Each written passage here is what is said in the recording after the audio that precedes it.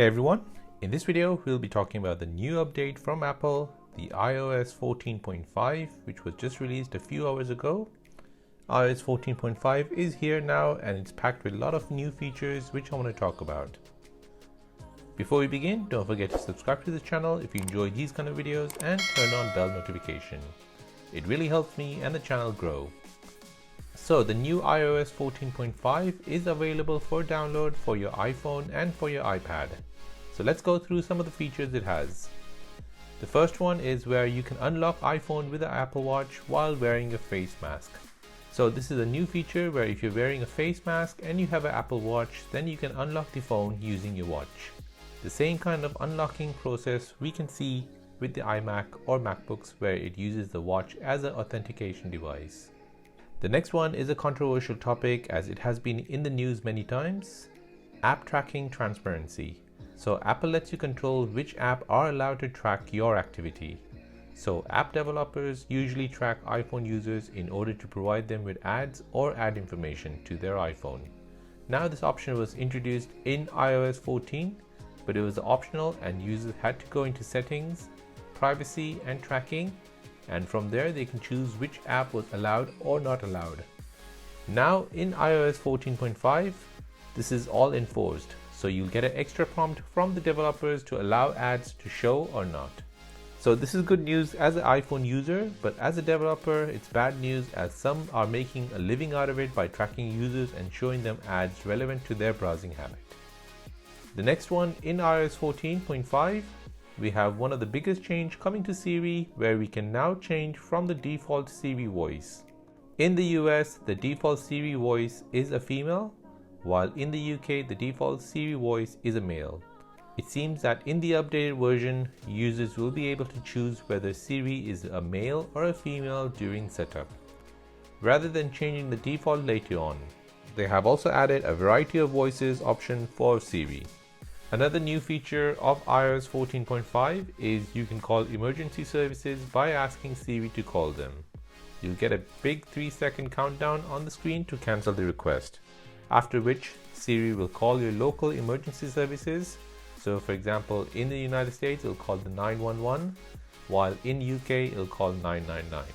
In iOS 14.5, the next feature which we can see is they've added support for AirTags to keep track of and find your important items like your keys, wallet and backpack, and you can keep track of your AirTag privately and securely using the Find My app.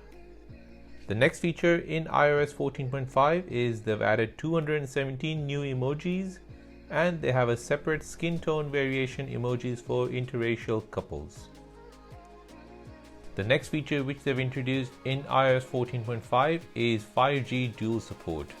So users who have a dual SIM iPhone, 5G signal is now enabled on both of their SIMs, so that is some good news as well. Podcast app and the news app has now been redesigned in iOS 14.5. In iOS 14.5, Apple Map has now been updated, so users in US and China can now report to Siri for any accidents, hazard or speed check along their route. This information will then be shared with other Apple users to warn them of any accidents, hazard and speed checks along their route. Another update in the map is where you can share your journey ETA with other users. Another update within iOS 14.5 is your reminder update. So now you have the ability to sort reminders by title, priority, due date, or date created. And they have also added an option to print your reminder list. In the translation app, you can now control the playback speed of the translation. So by long pressing on the play button, you can make it slower or you can make it faster. There is now gaming support on iOS 14.5. You can now connect your PS5 or Xbox X or S series controller to your iPhone and iPad. New shortcuts within iOS 14.5. The shortcut app gains the ability to enable and disable orientation lock. You can change the cellular modes and take screenshots. For iPad, iOS 14.5 allows it to have horizontal booting up screen feature.